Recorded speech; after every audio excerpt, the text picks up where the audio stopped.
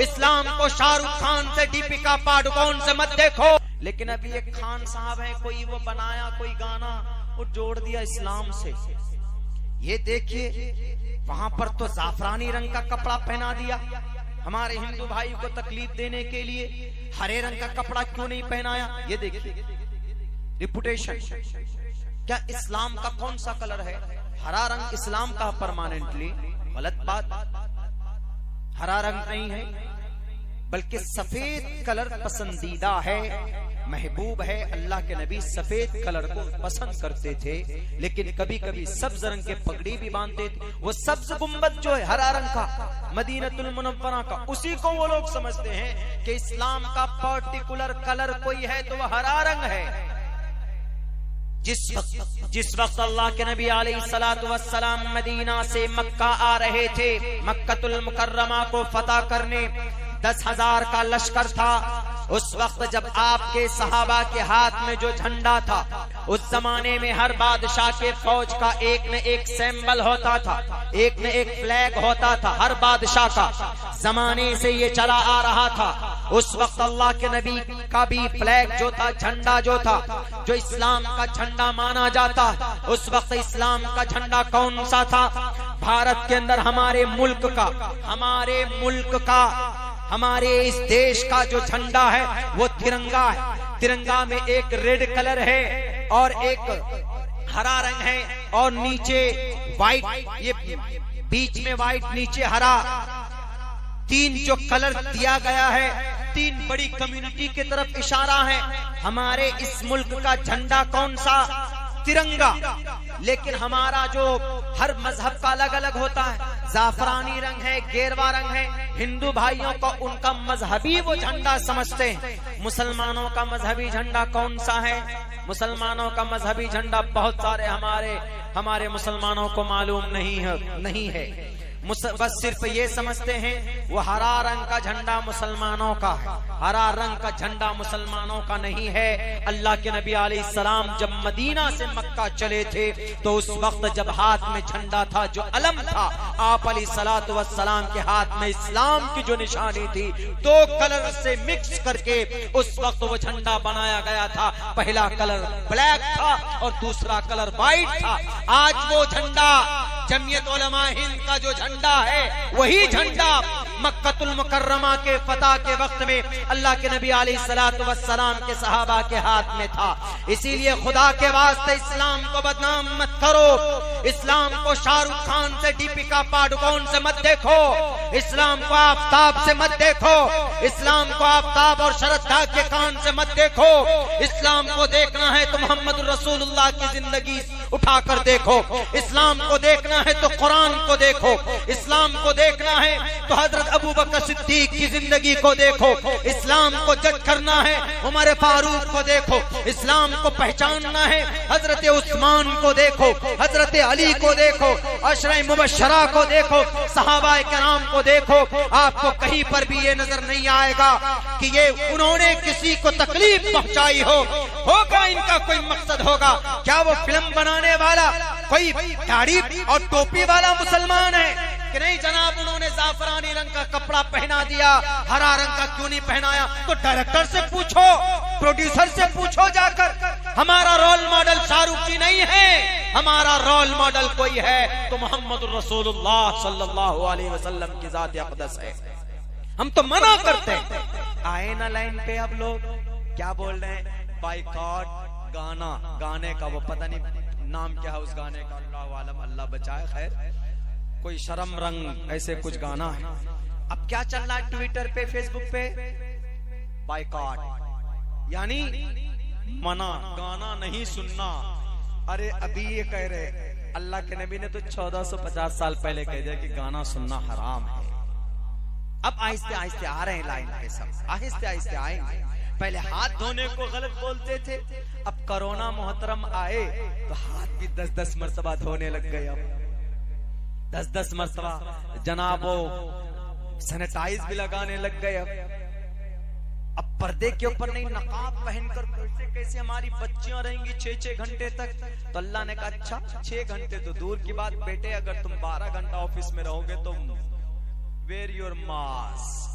12 घंटा मास्क पहन कर रहो। नहीं, मास्क नहीं तो एंट्री नहीं, लिखा होता है ना कहीं कहीं। ये इस बात की अहमियत के लिए है कि आपके पेट में दर्द हो रहा था कि भाई बेटियां मास्क लगाकर कैसे रहेंगी, नकाब में 12 घंटे मार्केट जाना है, कहीं जाना है तो कैसे रहेंगी। तो ये कोरोना ने आकर के 3 बड़ी गलतफहमी को दूर कर दिया। ये कोरोना समझिए कि उस जमाने का जिन्नात है, अल्लाह के नबी के जमाने का।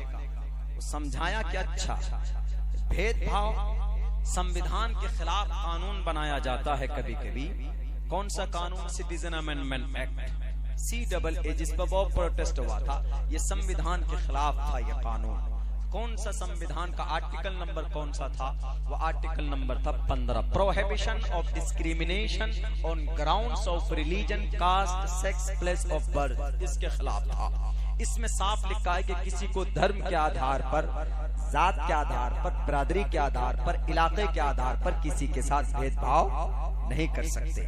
तो इस कानून में सिर्फ धर्म के आधार पर भेदभाव किया गया, यानी अलग अलग रहो। कौन? टोपी दाढ़ी वाले अलग रहो, बाकी सब के सब ब्रह्मा सूत्र पढ़ने वाले, हनुमान चालीसा पढ़ने वाले, गायत्री मंत्र पढ़ने वाले, ये सब के सब अलग रहेंगे। सिर्फ जो मुस्लिम है कलमा पढ़ने वाले वो अलग रहो। इस कानून में ऐसा प्रावधान लाया गया। एक्सप्लेन करने का टाइम नहीं है, लेकिन बस इसमें क्या कहा गया कि अलग अलग रहो। तो कोरोना ने देखा कि बड़ा जुल्म हो रहा है। अल्लाह के नबी तो सबको गले से लगाते थे कि नहीं लगाते? कोई यहूदी हो या कोई क्रिश्चियन हो, कोई जैन हो, कोई बौद्ध हो, कोई भी हो, जो भी आया मुसाफिर, आप उनके साथ अच्छा व्यवहार करते थे। आपने अपने जानी दुश्मन को गले से लगाया कि नहीं लगाया? अल्लाह के नबी के चचा सैयदुश शुहदा अल हमजा, कयामत तक लोग शहीद होंगे लेकिन हजरत हमजा के मकाम को नहीं पहुंच सकते। इतना बड़ा मकाम उनका, बल्कि तमाम शुहदा के सरदार। कत्ल करने वाले, शहीद करने वाला कौन? वैसी। हमारे और आपके सामने आपके चचा का कातिल आ जाएंगे तो आप क्या करेंगे? आप फौरन वो जिससे वो गन्ना छोलते ही ना, उसको उठाएंगे, जाकर उसका सर कुचलने की कोशिश करेंगे, बदला लेने की कोशिश करेंगे। आप बर्दाश्त नहीं कर पाएंगे। क्यों? कि मेरे चचा को इसने मारा था, मैं नहीं रुक सकता, मैं इसको भी दफन करूंगा।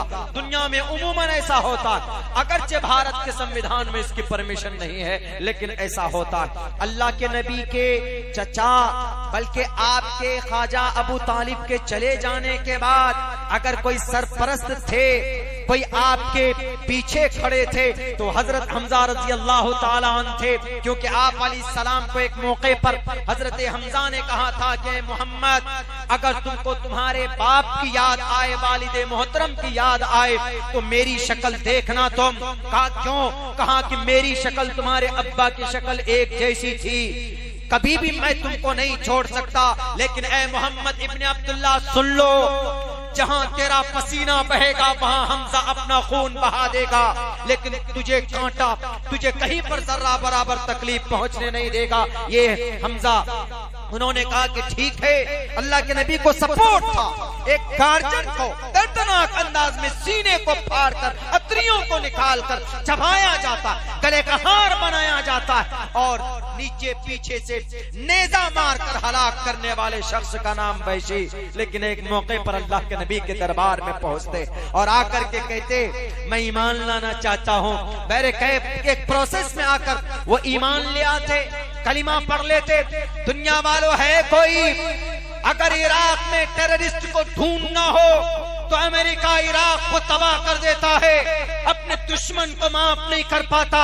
मासूम इंसान अफगानिस्तान में ईंट से ईंट बजा दी जाती है, बोस्निया में खून की होलियां खेली जाती है, चेचेनिया में मासूम इंसानों के घर तोड़े जाते हैं। दुश्मन जो कभी कुछ तकलीफ नहीं पहुंचाता, सिर्फ इस बात का कि तू मेरा दुश्मन है, तुम्हारे पास फना एटम पंप है, मैं तुम्हें तबाह कर दूंगा। कोई नहीं किसी दुश्मन को माफ करता।